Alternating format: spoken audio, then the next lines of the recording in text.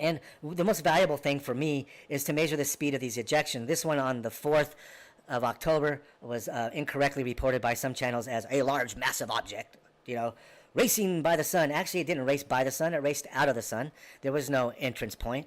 But, hey, if it gets you a couple extra clicks, keeps you up and running, we all got to eat, right? So we go to the coronagraph, and this is what we were seeing. Well, look at the bottom of the sun. Look at about the 5, 6 o'clock position. There's this incredible flashing, and we see flashing on stereo A, but listen, this is core 2A, and that flashing is not an anomaly because it only lasted for a few days, and they measured it. Those white lines, those blue lines, and those red lines, those are all made by technicians who put those there so they can measure the size and the breadth of the ejection. And then you get a couple different angles, and you get a really good idea of the total geometry of your CME. But they're measuring something, aren't they? There's white lines, there's blue lines, and red lines. Those don't end up on this coronagraph unless they think they're seeing something being ejected from the sun. Well, we look at the speeds of what they're measuring, because we don't know what they're measuring. It's not showing up on white light. It's not showing up on the Enlil spiral. So what's going on? I mean, there's no sunspots at the South Pole. There's none on the videos. There's none on the sunspot measuring. So what's creating these propagating waves? And it's like a shock wave. And again, if Planet X was near Saturn, you would have this wind coming towards you right now. We would be entering that focusing cone, and that could be a clue as to why everybody's getting these headaches and crazy inflammation.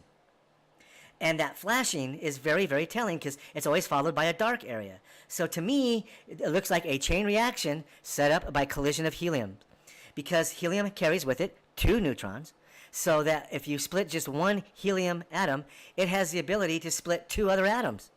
And if those are helium atoms that are being split, then those 2 can release 4 neutrons, which then split 4 atoms, which release 8 neutrons, which then split 8, which then will split 8 atoms, and then you can see 8, 16, 32. You have what's like a fission cascade, and that's what I'm telling you right now, as light as day. That's what you're seeing.